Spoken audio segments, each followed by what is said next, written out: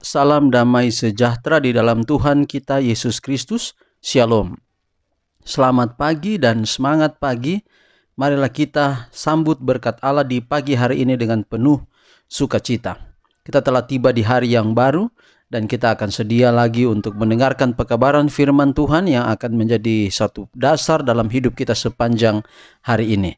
Tetapi sebelumnya mari kita tunduk kepala dan kita berdoa. Ya Tuhan Allah Bapa kami dalam sorga, kami bersyukur untuk berkat-Mu yang indah yang kami rasakan hingga di pagi hari ini. Kami sedia akan dengarkan pekabaran firman Tuhan di dalam ibadah renungan harian ini. Biarlah kiranya kuasa Roh Kudus-Mu dapat menjadi berkat dalam hidup kami, sehingga pekabaran ini akan menjadi satu penuntun dalam kehidupan kami. Inilah doa kami Bapa, terpujilah nama Tuhan. Di dalam nama anak-Mu Yesus Kristus kami persembahkan doa ini. Amin. Renungan kita di pagi hari ini dengan judul Peringatan kepada Jemaat. Peringatan kepada Jemaat. 2 Timotius pasal 3 ayat 1. Ketahuilah bahwa pada hari-hari terakhir akan datang masa yang sukar. Sekali lagi, ketahuilah bahwa pada hari-hari terakhir akan datang masa yang sukar.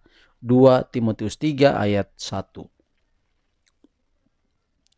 Kristus telah membuatkan, sekali lagi, Kristus telah menubuatkan bahwa penipu-penipu akan bangkit. Melalui pengaruh siapa kedurhakaan akan bertambah dan kasih kebanyakan orang akan menjadi dingin. Matius 24 ayat 12.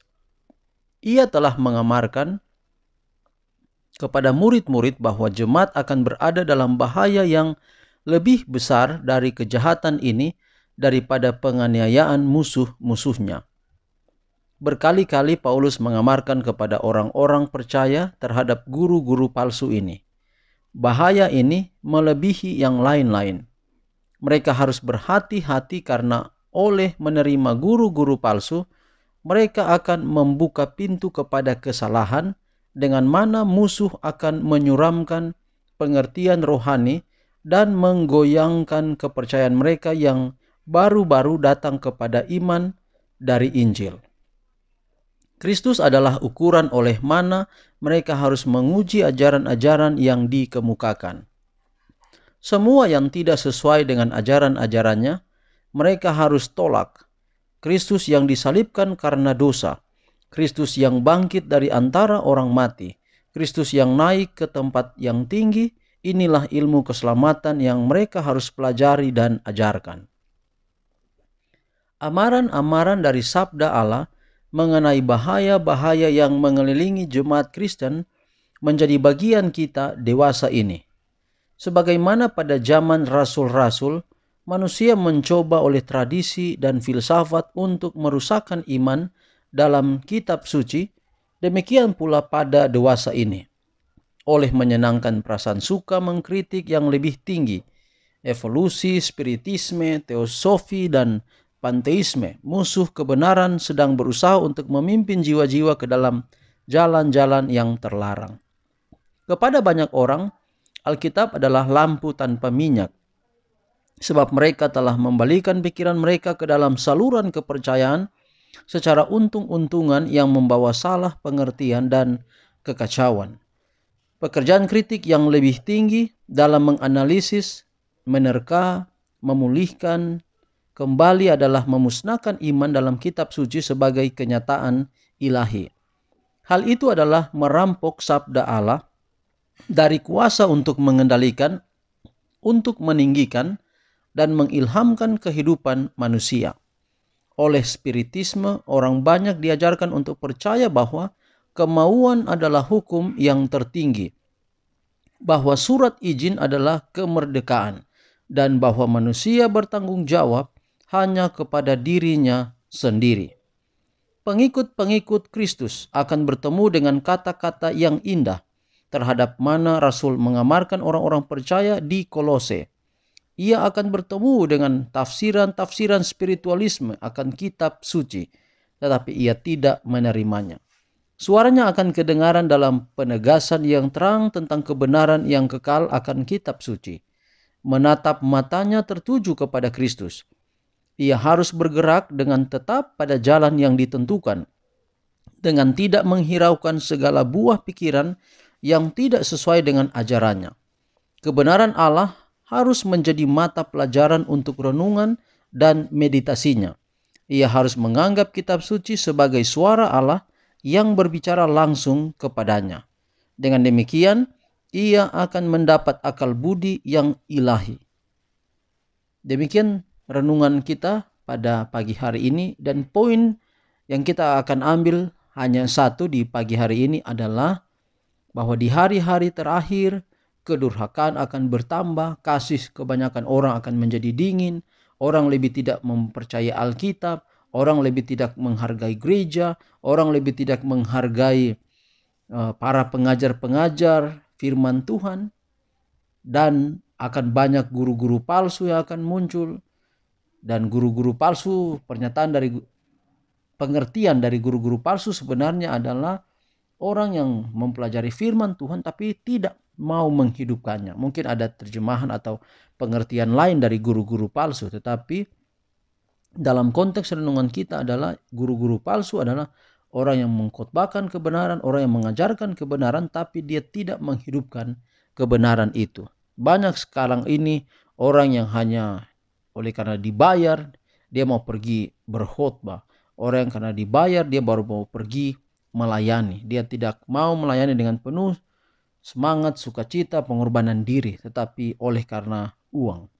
Maka di renungan kita katakan adalah mereka itu menjadikan Alkitab sebagai lampu yang tanpa minyak. Kalau tanpa minyak artinya suatu saat walaupun belajar Alkitab, tapi api itu telah menjadi padam. Inilah yang akan terjadi di hari-hari terakhir menjelang kedatangan Tuhan yang kedua kali. Bukanlah persoalan penganiayaan nanti oleh karena kebenaran akan dianiaya, tetapi yang paling teramat berat adalah mempengaruhi kehidupan kita.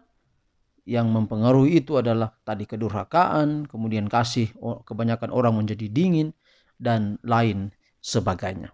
Biarlah kiranya ini dapat menjadi satu motivasi bagi kita. Mari kita hidup menjadi setia kepada Tuhan dan berupaya untuk meyakini Allah, mempercayai Alkitab, melayani Tuhan itu dengan penuh sukacita, dengan penuh sungguh-sungguh dari dalam hati, sehingga walaupun kondisi yang ada di sekeliling kita, kita masih tetap boleh setia kepada Tuhan, dan akhirnya kalau Tuhan datang kita dapat disiapkan bagi kerajaan sorga. Tuhan akan memberkati kita, menolong kita, dan kita diingatkan hari ini untuk hati-hati dengan keadaan yang akan terjadi di masa yang akan datang ini. Amin. Mari kita tunduk kepala dan kita berdoa. Ya Tuhan Allah Bapa kami dalam kerajaan sorga, puji dan syukur kami persembahkan kepadamu atas berkat-Mu dan cinta-Mu dalam kehidupan kami yang masih menjadi bagian kami hingga pada pagi hari ini. Kami bersyukur untuk pekabaran firman Tuhan yang kami dengarkan. Biarlah kiranya dapat menjadi berkat dalam kehidupan kami. Kami menyerahkan seluruh keberadaan kehidupan kami hari ini ke dalam tangan Tuhan. Kami tidak tahu apa yang akan terjadi, tapi kami pasrahkan seluruh kehidupan kami ini ke dalam tangan pemeliharaan kasih Tuhan yang ajaib. Hamba-Mu berdoa khusus untuk pendengar audio renungan harian ini di mana saja berada. Biarlah kiranya kasih karunia dari Tuhan Yesus Kristus selalu menjadi bagian kami dan selalu menyertai kehidupan kami. Hamba-Mu berdoa khusus untuk 5 nama dari semua pendengar audio yang selalu didoakan dari waktu ke waktu. Yang pertama adalah Ostomina Siagian, Aksamina Manggara, Roh Dearni Sinaga, Dina Manufandu, dan Yuni Baransano. Sekali lagi, Ostomina Siagian, Aksamina Manggara, Roh Dearni Sinaga, Dina Manufandu, Yuni Baransano. Hamba serahkan khususnya 5 nama ini ke dalam tangan Tuhan. Biarlah kiranya kasih-Mu selalu menyertai kehidupan mereka. Dan seluruh pendengar audio renungan harian ini, di mana saja berada, ketika Engkau letakkan tangan-Mu di atas kepala kami, biarlah janji berkat kemenangan dari sorga boleh menjadi bagian kami. Tuhan memberkati engkau dan melindungi engkau. Tuhan menyinari engkau dengan wajah-Nya dan memberi engkau kasih karunia. Tuhan menghadapkan wajah-Nya kepadamu dan memberi engkau damai sejahtera. Dalam nama anak-Mu Yesus Kristus Tuhan dan Juru Selamat kami persembahkan doa ini. Amin. Demikianlah renungan harian kita di pagi hari ini. Tuhan kiranya memberkati kita. Sampai jumpa pada ibadah kita besok. Shalom.